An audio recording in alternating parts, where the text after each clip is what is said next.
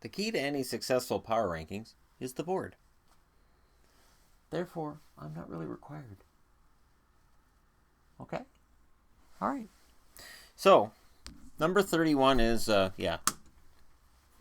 that I could almost tattoo that to the board now. Arizona, number 31. There's not really any explanation needed for that or for number 30 being Montreal. I want to see these teams turn things around at least a little bit because I like to see things kind of more interesting than what they've been. I kind of want to see these teams do well, so I have more to talk about where they're concerned, rather than making it feel like an autopsy when you talk about them. So we'll see if they can turn things around. Number 29, Buffalo. Yeah, Buffalo came back. Buffalo came back and won tonight, and that's why they're 29 instead of 30th. If they'd lost that game 4-1, they're 30th. So I moved them up one, and it wasn't easy. And number 28, Rangers. The Rangers, there's signs of life there, and I think this will probably be the last week that they're down here. I don't think they're going to be down here much longer. But, 28th is right about where they belong. 27. And I keep waiting for these guys to turn it around, too. Couture is up here. The Sharks are down here. I keep waiting for them to turn it around. I'm not sure what's going on here. San Jose being this low is just baffling and bewildering. As is Vancouver moving up. Oh, yeah. Vancouver's 26. The loss to Boston hurts, but they did beat Ottawa and they did beat Buffalo, and they did what Boston couldn't do and held on to beat Buffalo, and they did what Toronto couldn't do and beat Ottawa. So, yes, they got killed by Boston in between, but it's really hard to make this call now. 25 is Florida. Florida gets the win tonight, and I think they've actually moved up. I've been changing these every day. So every time there's a game, I change my power rankings, and I'm just showing you guys where they've got to at this point. Florida's interesting because if Reimer can get on a hot streak, then Florida's going to move up this board. If he's human, and if Florida's defense in front of him isn't good enough, then they'll drop down again because the Rangers are going to turn it around. St. Louis will turn it around. And Montreal is not the 30th best team in the league. They just aren't. Number 24. They would have been moved up. If I had done this video before the Philly game, they would have been higher than 24th. But the Philly game just showed me just how frustrated Connor McDavid is. And it's not McDavid's fault. It's not. He hasn't scored a goal since opening night, and now he's starting to show it in his play. And I said this in the video earlier. He's starting to grip his stick harder. He's starting to try to do it all by himself, and that's just the kiss of death. You can't do that. Remember the Sedins in their prime, and you'd see them just, okay, now we're going to do it all by ourselves, and you're like, oh, wait for your line mate. Oh, no, this is just awful, and it would never work. So, no matter how good you are, it just doesn't work. Even Gretzky had Curry. You have to have your line mates playing with you. You can't do it all by yourself. 23, the Avs, and I don't want the Avs to be this low, and I don't want to admit that they could be in a free fall and they could end up down in the next row by next week. But Colorado's here, and we'll roll with it, and we'll see where they go from here. 22, Shabams. Boston would have been higher. But that loss to Buffalo, that cuts them off at the knees for me. I can't put them higher. I could say, oh, well, they beat the Canucks, but the Canucks are number 26 on the board. They lost to number 29. So I can't justify having them higher than 22nd right now. God forbid that this Boston Bruins team plays Toronto anytime soon, because they'll get killed. Just killed. 21. The frustrating Washington Capitals. So they've moved up. They were 25 last week, and I've moved them up. And again, they would have moved up more, but they lost to Florida tonight, so I can't move them up higher. The power rankings are a combination of things. I don't take injuries into consideration as much as other people do. There's the whole, oh, you got to drop them in the power rankings because so-and-so got hurt. Why? And I've seen that. I've seen TSN do it, Sportsnet. And oh, well, they had a perfect week last week, but we dropped them in the power rankings because their star scorer got hurt.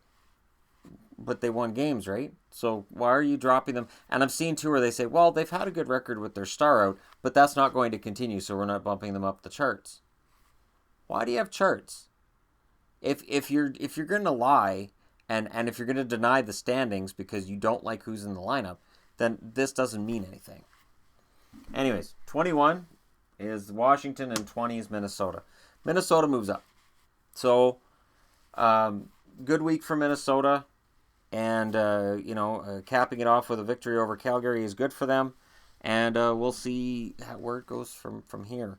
But it'll be interesting. 19. Oh, do they need a Thanasiu badly? Detroit, if you're Bob Cole, Detroit has got to figure this out. Because if Athanasiou comes in and blends into the lineup, and if he's the goal-scoring catalyst they need, and if Howard and Mrazek can consistently play like good goaltenders, then Detroit can stop the bleeding. But I don't know. It's going to be interesting to see what happens from here. Number 18, Nashville. I'm not sold on the Predators. Just not.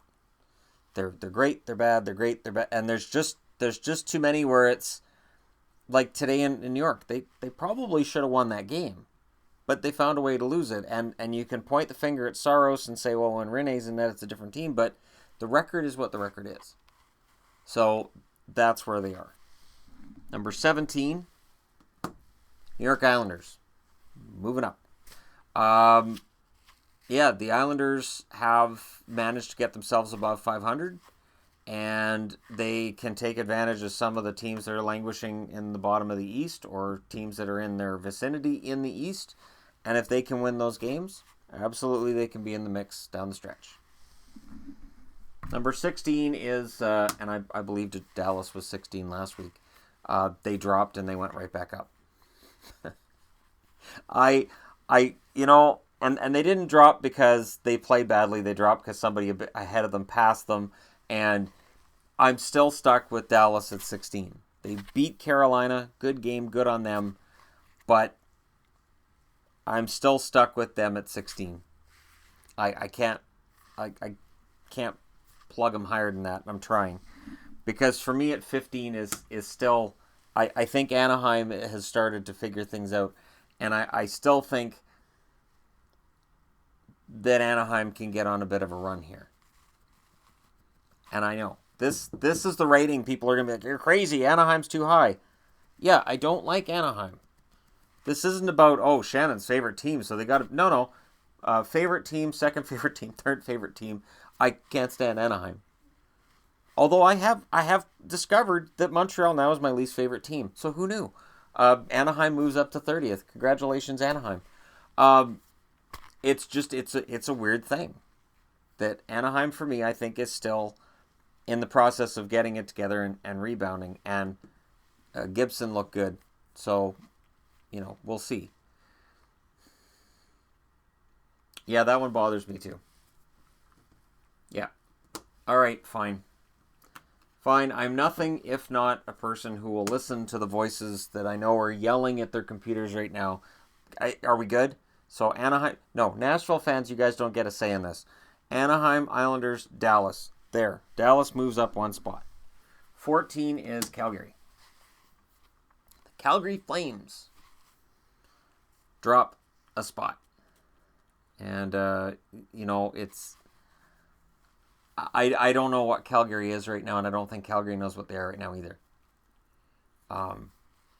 But they've got a lot of time to figure it out. They got 74 more games to figure it out. Number 13, Carolina. Good road trip. Now they're headed home. They're still above 500. We'll see if their road record is good for them or not. But for right now, they're 3-2-1. Yeah, they lost to Dallas tonight, but they're still playing well. So I'm going to have Carolina at 13 and be happy about it. Number 12, there's Vegas. Somebody somewhere was saying, wait, where does he have Vegas? Where's Vegas going to show up? So Vegas wins a game against St. Louis tonight that they probably didn't deserve to win. But they won it. So again, it comes down to record. So Vegas for me is number 12. They've got good forward depth, good scoring going on right now. Their defense has been solid. Spees is having a career year. And they're at the number 3 string goaltender, and all he did was make 10 saves on 11 shots, and they win. With a third stringer in net. I don't know either. But I can't justify having them any lower than this. I can't. Number 11 is St. Louis. And I'll lower my head while St. Louis fans get angry with me. But, see, and this is where it gets tough. Because they lost to Vegas, but Vegas beat St. Louis. So Vegas moves up, but St. Louis moves down. So you have Vegas saying, we finally beat somebody. And St. Louis going, why didn't we beat Vegas? This is the wonders of the NHL standings. So they're number 11. Number 10, Ottawa. The Sens would have fallen pretty far. I think I had the Senators down to 14 before tonight's game. But beating Toronto 6-3 at home, that's a statement. And that's an important statement they needed to make. They couldn't afford to go very far into the season without winning at home. So they got that. Now sell out the arena. Do them that solid. Number 9, Winnipeg. They're solid when Hellebuck's in that. And I think Hellebuck's the better goaltender. That's the awkward monkey, gorilla, elephant in the room, whatever you want to call it. Winnipeg's got it. And number 8, Pittsburgh. They got shelled tonight.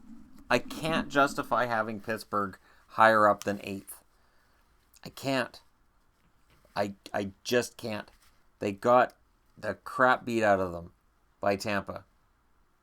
They've lost 2 games now by a combined score of 17-2 this season. It's just insane. Number 7, if I can make space. I know the numbers were wonky.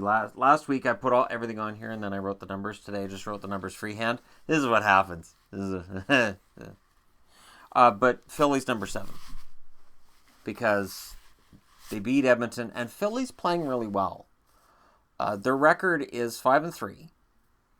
And the losses don't show it, but Philly's played really well. And I think with a couple of breaks, they could have been 6-2 or 7-1. So I'm giving Philly props here. Number 6, the We're Not Gonna Die Devils.